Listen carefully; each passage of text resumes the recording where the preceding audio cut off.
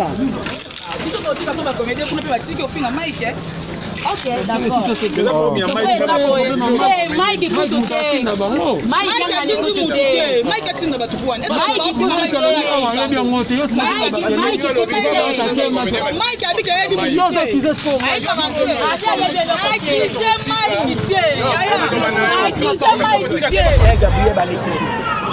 Gabriel na oke kuna binana na obomena ngai mutu noki mama bawa bimo moni de ba autombola mama wana zo mama tele bana se ba ya na ba tu ba moni so ba lela mais na habité so ba nyo so ba limbi sanga na bimina nga pona ko supporter ko mona mama nga so lela plainte na nga moko vivait dans 5 ans de prison nde ba lobi nde ba meko le plainte à Cardozo plainte à Gabriel plainte à maman Kalunga donc c'est 4 personnes pour tous les lésés ba tu so ba boyena monete ile atanga ko mona ayena 5 à 5 ans, 20 ans de prison.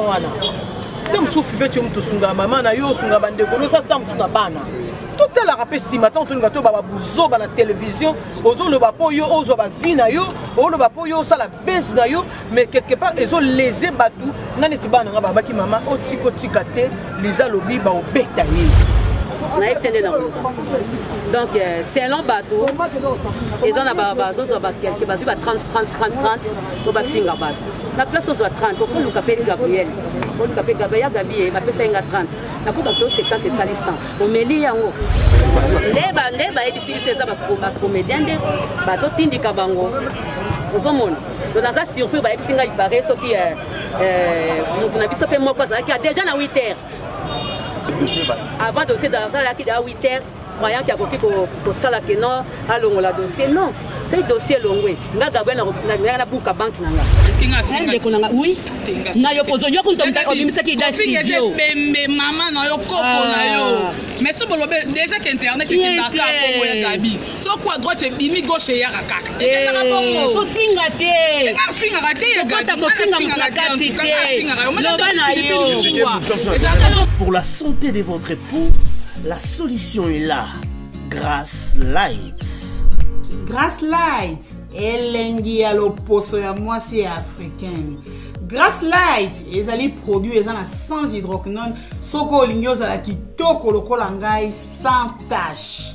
Yaka na Grass Light. Grass Light esalami na fruits, esalami na plante, esalami na loso pe esalami na bambou. Mafuta kitoko oyo ngangisa loposo lokola ngai ozana tache te, ozana ride te malgré âge na yo. Grass Light tozana mafuta pona nzoto, bongo tozana gommage, tozana l'huile de visage, tozana sérum booster, tozana savon pona kongangisa loposo. Contactez Grass Light, composez le +49 176 21 99 49 42. Grass Light elengi ya loposo na mwana Congo. La maison Stelman vous propose des prestations de qualité pour vos gâteaux de mariage, anniversaire ou autres événements. La maison Stelmag vous propose aussi des gâteaux personnalisés pour vos anniversaires ou autres. Contactez-nous au 06 63 30 36 83 ou encore au 07 81 83 15 74. Vous pouvez aussi nous contacter sur la page Facebook Hostelmac.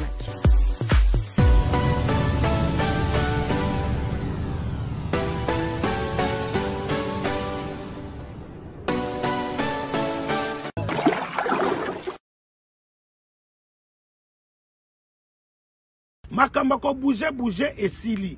Kaka na portable na yo, oza na Google Play Store, oza na Apple Store. Allez, au salanine, au télécharger la carte portable na yo, au télécharger application mobile. Il y a Tap Sound. Donc TAP-SAND. Allez, niata to leka. Au côté ba coordonnées bancaires na yo, au tindi mongo na yo na Congo. Sans frais, bande kotala ba chance. Oh, frais d'envoi exacté. Sans frais d'envoi. Bateau baza na Congo. Bako zwango bongo na Orange Money to bakoki ko zwango na Airtel Money bazu yango mbala moko na Congo saminando talanza meninga sala.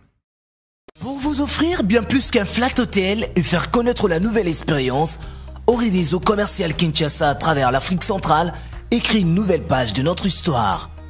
Un service de rénovation sans équivalent, conjuguant dans une même dynamique plusieurs offres d'exception. Flat Hotel avec de chambres de luxe, supérieures et exclusives, répondant aux normes internationales, Orée des Eaux est un palace iconique. Restaurant au menu exceptionnel, mini-salle de conférence qui dévance les attentes d'une clientèle toujours exigeante. Boutique d'habillement au tempo et à la mode. Orée des Eaux commercial Kinshasa vous garantit le meilleur tarif pour vos frais et transfert d'argent avec une agence sur mesure et professionnelle. Aussi, pour vos frais maritimes Paris-Kinshasa, Orée des Eaux, c'est aussi le commerce général. Vous voulez savourer l'ambiance de la capitale Kinshasa? Pas de panique. Orée des Eaux met à votre disposition un transport permanent de l'aéroport de Njili jusqu'à votre destination par réservation. Orée des Eaux, c'est aussi l'assistance voyage touristique et d'affaires. Orée des Eaux est à Kinshasa sur l'avenue d'Ibaya Awitz, quartier Matongé, dans la commune de Kalamou, derrière la maison de la Bible. Pour tout contact à Kinshasa, plus 243 99 83 253 26 81 97 38 612. En Angola, plus 244 92 34 14 471. À Paris, plus 33 75 128 21 63. Orée des Eaux commercial Kinshasa, toujours avec une longueur d'avance. L'actualité nous oblige d'y être, mesdames et messieurs, bonjour et bienvenue en tout cas dans cette émission. Alors, qu'est-ce qui se passe dans les milliers de comédiens? Na lingala likamboni ni ekoleka na kati ya ebonga ya bayi batama boke.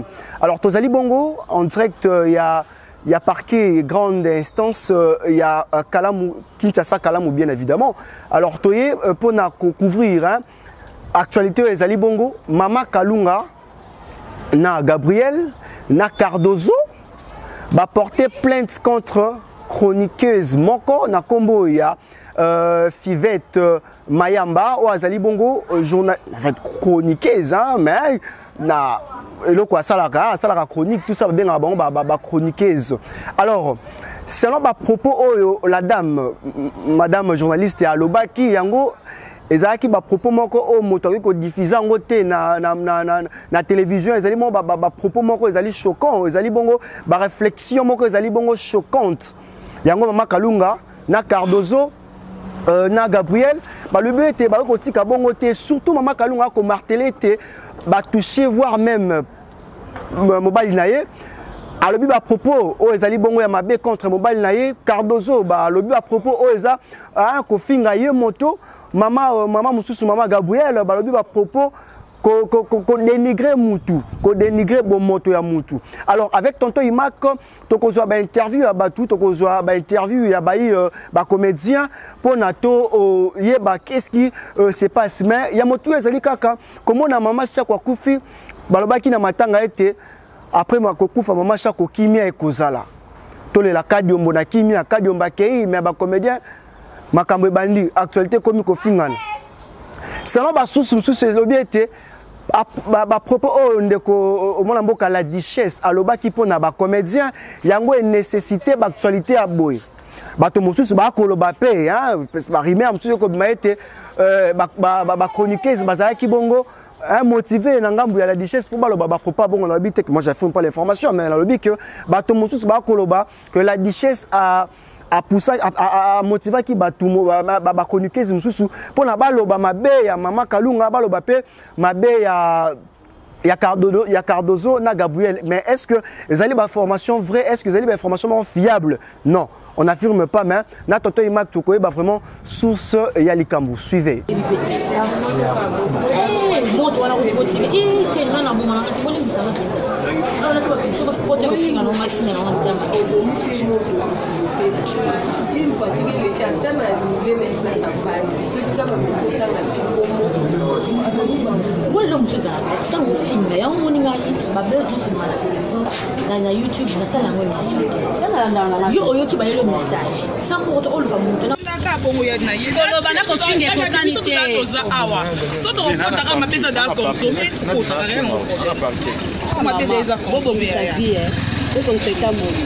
On ne sait jamais dans la vie.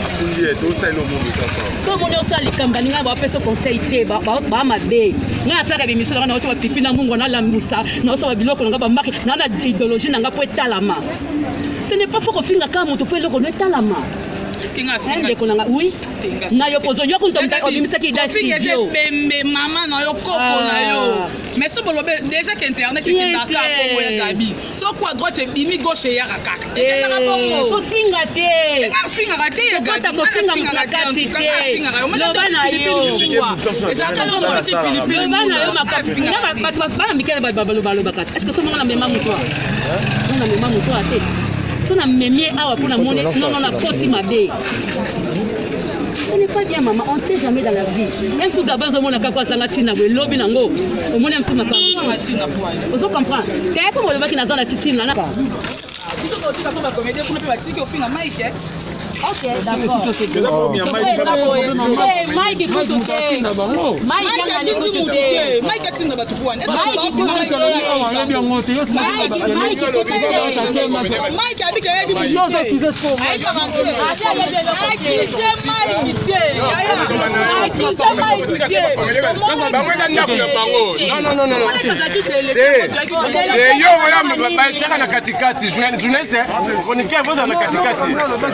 Msana sala mama.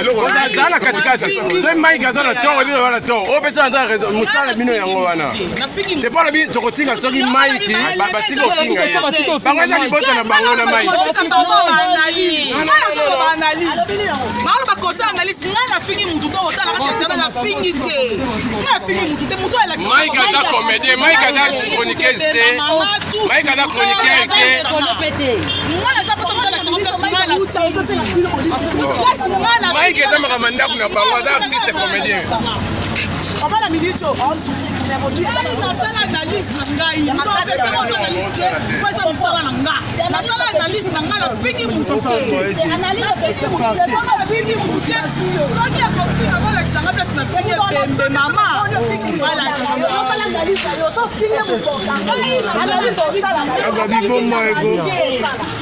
qui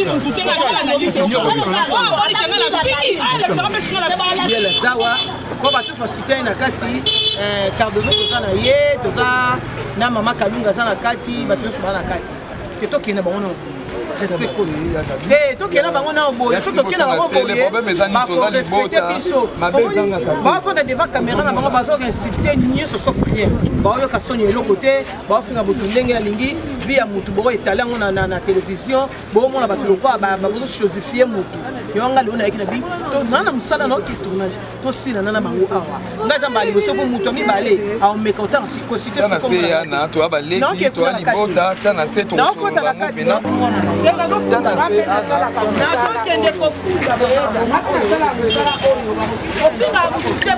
ba bien famille na loba na yo ko kota likama mutu te moni na bio to sana ngo foto ba yo to na mama wa secret ndinga afukami na ko supporter mama na te en tout cas nga limbisi yo moni na bimi kutu na mai lo tanga ni su na kati na pesa me beaucoup tanga kamera asengi vraiment ya limbisanga de a ko kata o lobate bon badinga msu batikali akalunga bien retirer plainte car besoin bien retirer donc to ko kuta na wa émission yoki et pesa ki mutu surtout kanda et ça te que nga na bengi Gabriel na bengi nani na ben nga mo pena ki so ki signé exemple nga emba boso batanga ko na nga ba premier fois ti ya kisasa mais Gabriel ba lekisi Gabriel pena yoki kuna binana na obomena nga mutu no ki mamo bawa bimo moni de ba autombola mama wana zo ba mama télé ba se ba ya na ba tout ba moni so ba lela mais na habité sur la nièce bolim bisanga na bimina nga pona ko supporter ko mona mama nga zo lela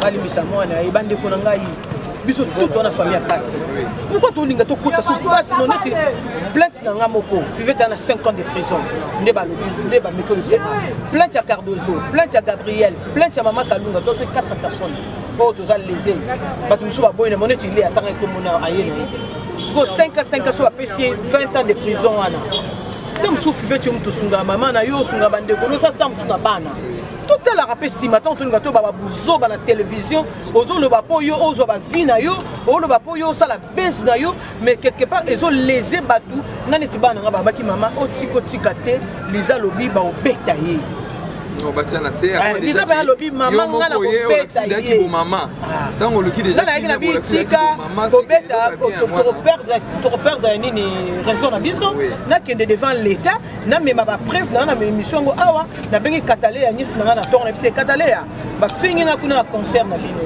ye kuta ko kama ngam na mission na kongi na ke de parquet yaka parquet donc de parquet ngam na mission na to bon ayo mona pe motema ngo pe to botama na ngo salinga pe to mona pe suivre ndenga la liwana mais à se corriger et que pe ba de mususu to komi boto yo kan o fingi comédien moko to sanani to ko funda biso nyonso po biso bisi mais j'espère que bino Teresia yambongala si ça tant que moi na yo et le moment par rapport il y a des émissions au bas pour ça qui ont question on a ébiqué mobile no obota na douté mais comment se fait-il que dans quatre émissions on dit qui que obota na douté maman nandima kengo par rapport à nini parce que yo yebi papa na doudou yo yebi très bien nandima par rapport à nini po mutako kananga sali kolote azolinga na lobna nandima o ya solo nandimi siko bomba lobaki bango momba lobaki likambo ngo nesi bango eza siko ndengo siko esali nini soko eza bongo po doudou asa mobali akobota nga mwana nenga bali fleur nenga ko bala to ko bota na mobali ekipara age ya mutute mutu ye moi ça soumise devant mobali na ye ya moment te mabino bosuso makambo o bambela babela biso to koma ko ndima makambo bozolo batota so bokena ngo wapi yango na ndima kiki na bota mais en réalité na bota na nga dusuputé na za na nga mosa dusuputé aza leki na nga za ko collègue ya petit frère na nga pasteur du ko batanga ni basani examen de place moko to na tikala bota na dusuputé mona na nga dulo kwa papa na dulo kwa asaka na ngola voilà c'est ça bota za famille l'on de comment poser les na koloba na mais na nyonso biso na kaboli biso toyebi ke ndeko na biso fivete akende baproblème eza vraimen makasi tokondanda te alobaki bazomisa ntango toya bana na nzambe te bakolimbisa mpona dossier oyo nga bapleniate ya fivete balimbisa mingi nga na bamona ya gabi tolo toboyi kolimbisa fivete lelo mpo osalika mpa motu mosusu ko papa motu amba bo olimbisa mpo olimbisaka yango wana donc c'est un long bateau et dans la base on va quelques bases 30 on va finir bateau la place on soit 30 on peut le caper Gabriel on le caper Gabriel va faire 30 la coupe bateau c'est 40 et salissant on met li yango yo soigner na yo osoma biso sunga bateau ngana otu Lubumbashi kana na kuti des orphelins na kuti des orphelins on a Lubumbashi c'est pas dit que ceux qui oyo sali yeba en Afrique du Sud. Nga mona comme Afrique du Sud, nga mona zongi kisasa, bango baza kuna famille na ngate le côté. Osomon, donc ça va vola mo moko po bana na biso, nzamba futa bango. Osomon. Ya ko finga nga na zane le côté, oyebi ngate, oyebi compte bancaire na ngate, oyebi vi na ngate, lati mama kalunga na tonga école. Ma kalunga otonga école batanga. Comment na bâtiment mo côté école, ba bâtiment. Osomon, tant que tu es mobile na yo finga mobile na finga ye kalunga tasala ka no sala oyo. Mais tant que finga mobile na ye. Ce n'est pas bon. Non qui va tenir ces missions sur va toucher papa Guetta. Oh, moi papa Guetta salini. Oh, to bota na imona to kabona kala. Ndeba ebisi c'est ça ba comédien de ba to tindika bango. Osomon, donc dans ça surprise ba ebisi nga ibare so qui on a vu so pe moko ça qui a déjà na 8h. Avant dossier dans ça là qui à 8h, croyant qu'il y a beaucoup pour ça là que non, allons la dossier non, c'est dossier longwe. Nga Gabriel na buka banque nanga. Vous comprenez? Maman nga mona ye na limbisi. Na conscience tranquille que na kei na limbisi. Vous comprenez? Ce qui est dossier longwa qui nga Gabriel na zakité, nga na porter plainte, nga na buka banque nanga. Nga to keli. Kolo ya makasi na nga yo kasumu tuté. Et comme maté que ya mi balé ya mi santé. Non. Oazelombe ana mbongo na ye aye ba moni pe kazana mutazo soutenir ye pasana mbongo na ye ba ye nanga zana simana mito kotika sikuya gabeke ndo pour la parole tu es na parquet parce que biso bilombe biso bato ko finga na vie privée ya bato tobosana na solo retour au sala internet to yara awa to ba fi moi sans vraiment 10 francs au sunga na selon capacité na yo lo yo yela na internet to bosana ko mo toucher ba vie privée ba tout ko finga ka ba tout mbano na ngwezani saratola ezaka saratola mais saratola sola na ma message yango sala émission yo be ba sala ka émission saratola ba yembelo ba nzemu saratola basalo be mission ozui memankolo kasi za bongo libango ezui tchaku ndeke ko sekate yango lelo saratola sema parce que biso tout y compris na ngana omita na kati eloko esalami oyo eza mabete me pesa biso ka leçon et pesa biso pe ka mayele poto ba ke vie privée ba tu toucher kango te to ya to sabana les sur ça l'analyse na obi ke Gabriel a joué kitoko te non ya na lo ba ke eza opinion na yo so ko bi ka la ta kitoko te ma na ngai te mo côté na vie privée na ye et puis au fin à Moutozano à l'aise, le roi à l'époque à Mobutu, aux Alara Mabobi, l'époque à Fatih, au commis Maman Denise, l'époque à présent, la biso commis Maman, au fin à Moutou, na combo très à l'aise, au banc à Makamou, t'es pour un tu auras mis salo pour un fin à Batouté. Est-ce que les fanatiques ont sur la diaspora, ont sur la Nabiso, la Narabiso, peut-être ça prend ma vie à Batouté, la Narabiso, maman, au poteau, ça prend un message, n'a évité. N'a évité, comment les lots. Nous t'as un titre, nous avons un titre, Mao, boye, Adabiso, tout à bas pour Mano, comment on sent la montée. Parce que n'a pas bibi, qu'on les entend, mais na 16 ans. Comme il est aussi, les animaux, on y est aussi, quand il fait. Siko. Eza libota magma esopanaki tokomisa nzambe parce que motu ya transaki ya gabi arrêté dossier bandeko mibale batikali tokolembaka ate mpona kosukulie bango parce que frère mama bana malgré toluka mpeka bavie etu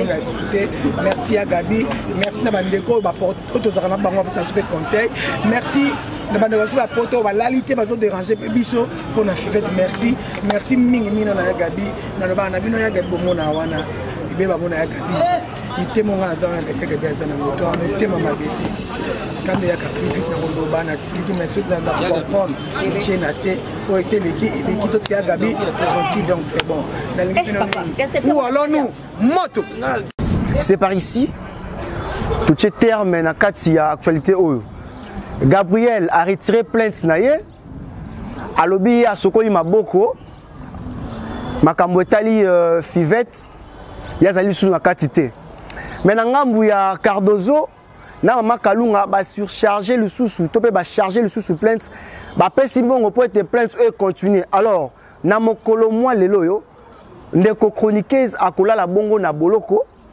continuité ya makambo ekozala na mokolo ya lobby to ebité parce que lobby déjà samedi mutuka makala yaka na ba parquet est-ce que akokende to akotikala. Attendons voir la suite parce que nous y reviendrons demain na ba force détail. Alors quant à moi je dis merci à toi derrière la caméra tonton Imaka, merci pour na mosala au kosala depuis Switzerland, merci à toi Laetitia Nzuzi Mwanza, la femme posée de Switzerland, Jeff Mombaya, Clarisse Binta, Gel Binta. Quant à moi, je vous dis une fois de plus encore, bye. Plusieurs projets de développement sont à l'actif du député national élu de la ville de Bukavu, Didier Okito Lutundula, pour cette année 2020.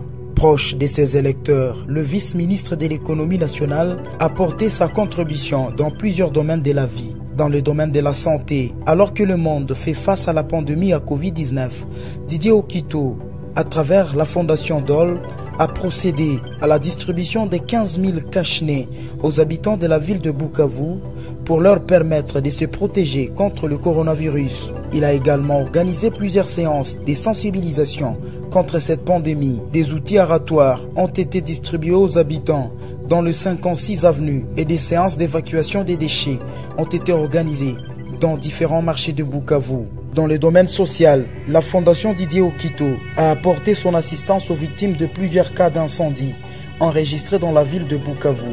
Ces de Nyamugo et de Founou n'ont pas été oubliés. Au chapitre des infrastructures, le pont Wecha reliant la commune de Bagira à celle de Kadutu a été construit. À cela s'ajoute le pont Rukumbuka reliant Igoki à Nyamiera, le pont reliant l'avenue Tchaï et l'avenue Igoki, ainsi que le pont reliant le camp Bien-Aimé à Essence Major Vangou. L'escalier de l'avenue de l'hôpital général a été également construit. Didier Okito a également apporté sa contribution dans la lutte contre l'insécurité à Bukavu avec l'installation de projecteurs solaires dans plusieurs coins de Mohungu et de Nyamugo, quartier théâtre de l'insécurité, pour permettre à la population d'avoir accès à l'eau potable. Le vice-ministre de l'économie nationale et patron de la fondation Okito a également construit des bornes fontaines à Kalingira, dans la commune de Bagira. La belle femme ne peut donner que ce qu'elle a. Didier Okito a apporté une fois de plus sa pierre dans le développement de la province du Sud Kivu.